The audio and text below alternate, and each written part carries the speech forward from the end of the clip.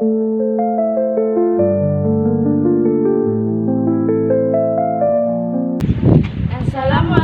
warahmatullahi wabarakatuh. Hai Sobat Podcast.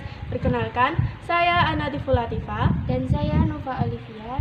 Nah, sekarang kami akan berbincang santai dengan Pradani Putri Prahaska 12. Yuk ikuti saya. Nah, sekarang sudah bersama Kak Wilis nih. Mohon izin Kak untuk diperkenalkan dulu. Boleh, perkenalkan nama saya Wilis Al-Arfia, usia saya 19 tahun. Saya berasal dari angkatan Prahaska 12. Alamat saya ada di RT 6 RW 3 Desa Sawahan, Kecamatan Sawahan, Kabupaten Nganjuk. Kalau boleh tahu kesibukannya apa ya Kak? Ya, untuk paginya saya menjadi tenaga pendidik di salah satu sekolah swasta di Desa Sawahan. Nah, untuk sore harinya saya menjadi mahasiswa di Universitas PGRI Musedo dengan Fakultas Ekonomi Bisnis dan Hukum, program studi akuntansi. Apa pengalaman Kakak selama menjadi anggota Prahaska? Ya, tentunya selama setahun ya menjadi anggota, mungkin 2 tahun lah itu menjadi anggota Prahaska. Tentunya banyak sekali pengalaman ya, mungkin dari mengikuti kegiatan-kegiatan di dalam ruangan, di luar ruangan, seperti kemah, kegiatan rutinan, terus penempuhan-penempuhan, dan masih banyak lagi. Mengapa Kakak berminat untuk menjadi Pradani Putri? Nah, untuk sebelumnya saya tidak menginginkan untuk menjadi Pradani Putri ya.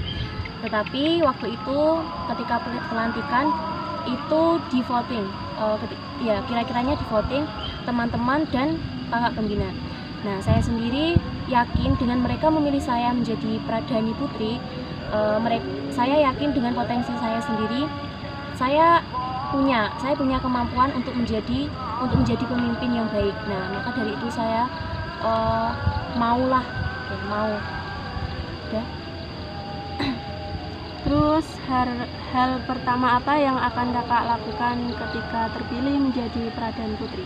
Nah, untuk pertama-tama hal yang dilakukan adalah menjalin komunikasi yang baik kepada anggota-anggota yang lain ya tentunya, biar terjalin komunikasi untuk terutama itu di sekretaris, pemangku adat, bendahara, dan anggota yang lainnya.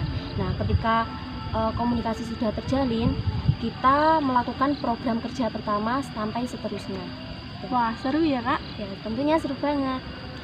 Bagaimana jika anggota susah diatur? Bagaimana Kakak melakukannya? Ketika anggota susah diatur, kita harus ya seperti yang saya bilang tadi, harus banyak-banyak komunikasi.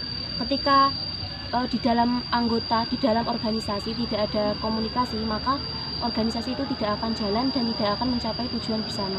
Nah, mungkin kita bisa untuk pertama-tama kita bisa komunikasi dengan anggota itu secara personal. Nah, ketika sudah tidak bisa dilakukan dibilangi dengan baik-baik, maka kita bisa mengumpulkan semua anggota dan kita evaluasi sambil mengingatkan akan tanggung jawab mereka masing-masing. Di Ekstra Pramuka kan banyak anggota yang keluar nih Kak. Bagaimana tanggapan dan solusi untuk anggota yang keluar? Nah, namanya juga seleksi alam ya. Itu pasti di setiap anggota ketika awal-awal daftar itu biasanya banyak gitu ya. Terus tiba-tiba selang berapa bulan tiba-tiba keluar.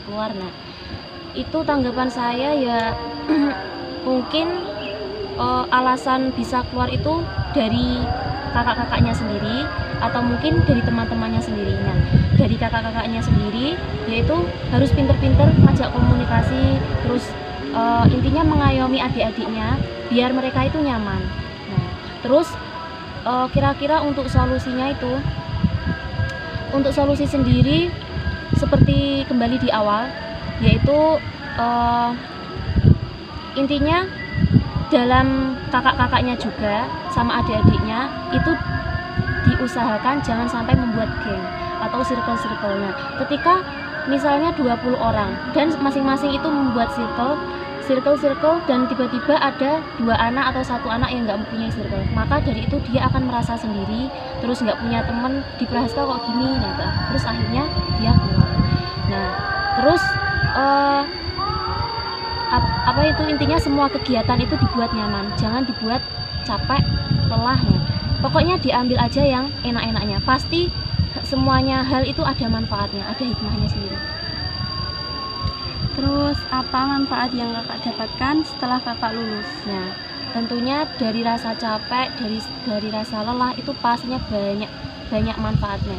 Terutama saya itu ketika sudah lulus, sudah pernah menjadi anggota PSK, saya itu menjadi anggota yang disiplin.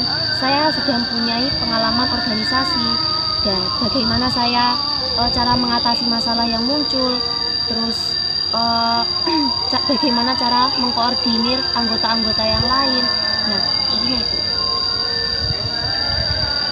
Hal apa yang perlu dipersiapkan untuk menjadi anggota yang baik? Nah, untuk menjadi anggota yang baik, pertama kalian harus mempunyai niat. Nah, niatnya apa? Kalau kalian sudah mempunyai niat, semuanya itu akan berjalan sesuai dengan niat kalian.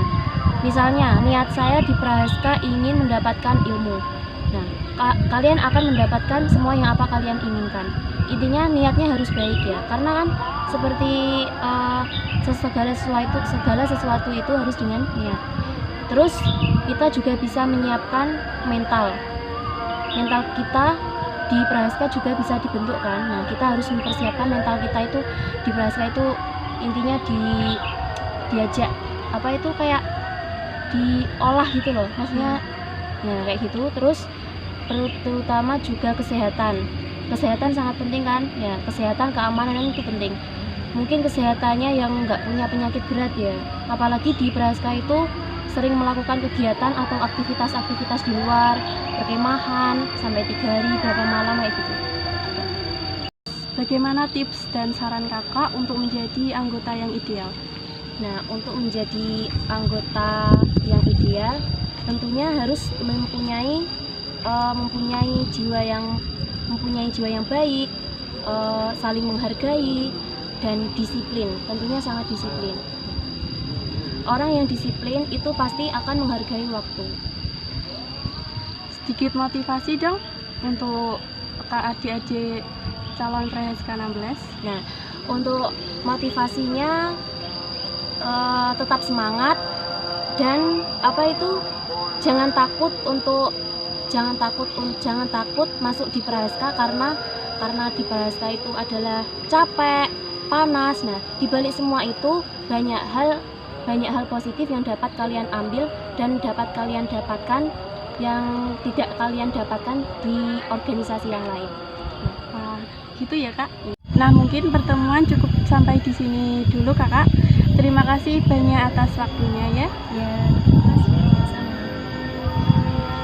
Nah, itu tadi podcast bersama Pradani Putri Prahaska 12.